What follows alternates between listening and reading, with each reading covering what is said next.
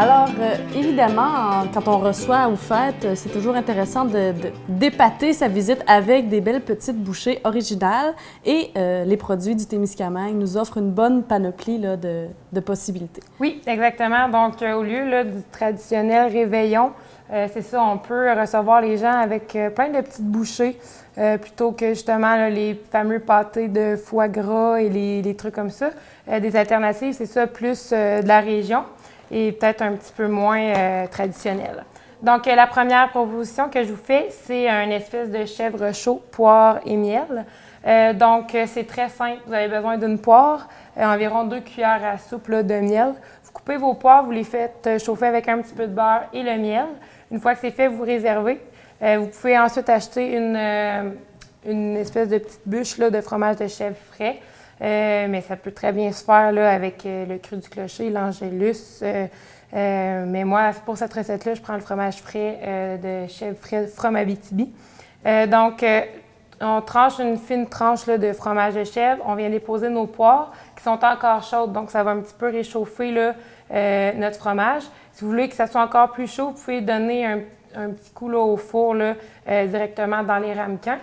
Puis on va venir décorer avec des petites pousses de pois mange-tout, du maraîcher urbain. Dans le fond, c'est pour donner un petit peu de fraîcheur, un petit peu de verdure à notre bouchée. Puis ça, donc on vient déposer un petit peu de pousses. Ça peut se faire avec des pousses de tournesol, un petit peu de luzerne, là, tout dépendant là, de votre variété de pousses préférée et celles qui sont disponibles aussi. Donc, comme ça. Puis pour donner encore un autre petit punch, on va venir compléter avec une petite larme là, de vinaigrette à l'érable faite par l'érablière Thème Sucre. Donc, c'est vraiment juste pour venir là, à peine, c'est quelques gouttes. Parce qu'on a déjà beaucoup de saveurs avec les poires, le miel et le fromage de chèvre. Donc, vous avez une belle petite bouchée. Ça commence bien, là, dans le fond, votre réception. Ça se mange très bien avec une petite cuillère.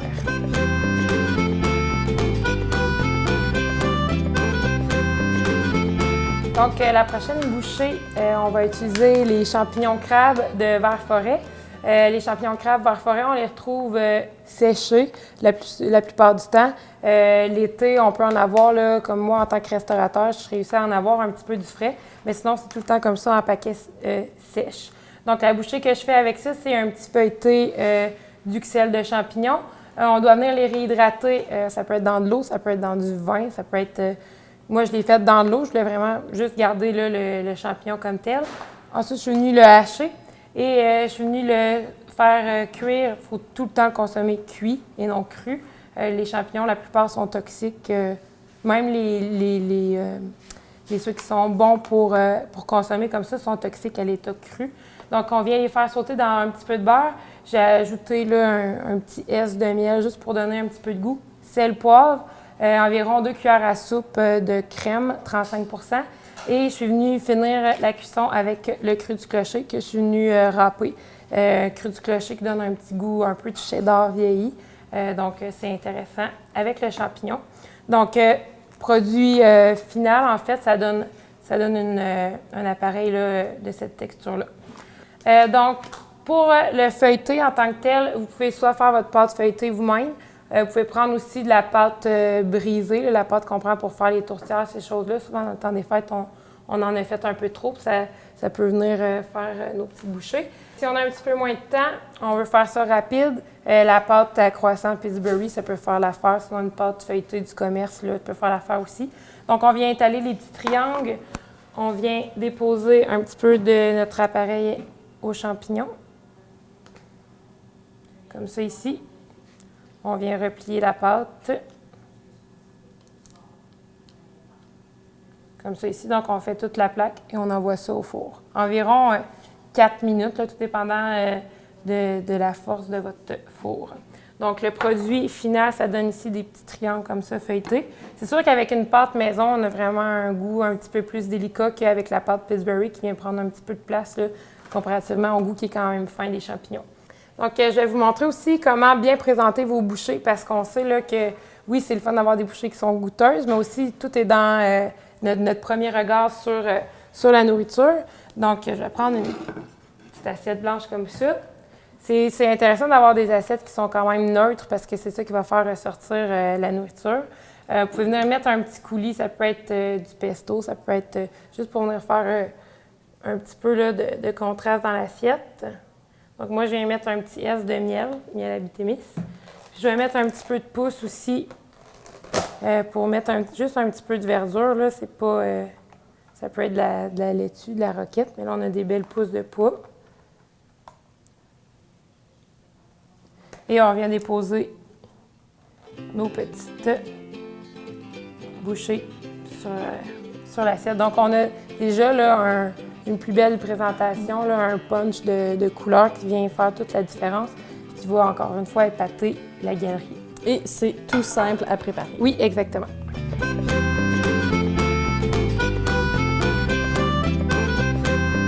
Donc, la prochaine bouchée, en fait, c'est plus une espèce de petit plat à partager.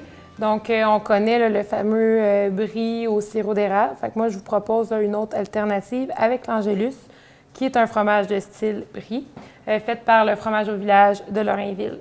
Donc, première étape, je vous conseille de faire votre petit confit d'oignon. Ça peut se faire en grande quantité, puis on peut là, le conserver, on peut le mettre en pot maçon, puis vous en avez pour un petit bout. Donc, vous allez couper finement un oignon. Ensuite, vous le faites sauter avec un petit peu d'huile, du beurre. Quand vous voyez que ça commence à caraméliser, là, c'est important de venir déglacer. Il faut que votre poêlon soit vraiment chaud. Habituellement, on prend du vinaigre de vin rouge ou du vinaigre de riz, mais moi, j'ai une autre proposition, en fait, avec un produit de la région. C'est le fraise des bois. C'est un alcool qui est fait par la ferme Norvie. C'est un alcool de fraise qui ressemble un peu au Porto, étant donné qu'il est vieilli dans des fûts de chêne. Ça lui donne un petit goût, là, un peu comme le Porto. Mais ça a une belle acidité, donc on vient un petit peu, là, on va venir couper le sucre, parce qu'on vient aussi ajouter du sirop d'érable. Donc, on veut que ça soit quand même confit, un peu comme une confiture, en fait. Donc, on a besoin d'un sucre et d'un acidifiant, si je peux dire, pour venir faire notre confit. Donc, une fois qu'on a une belle là, texture un peu de confiture, on sait qu'on a atteint notre but avec ça. Ensuite, on va venir mettre le brie à chauffer au four. Je vous conseille de venir faire des incisions dans le fromage, comme ça, vous êtes sûr que ça va vraiment bien fondre. Puis, c'est vraiment aussi simple que ça. Vous pouvez venir le mettre aussi avant, qu'il se mette comme ça à couler. Vous venez mettre votre confit dessus. Vous redonnez un petit coup de chaleur. Comme ça, vous avez un produit qui est vraiment chaud. Là, ça va.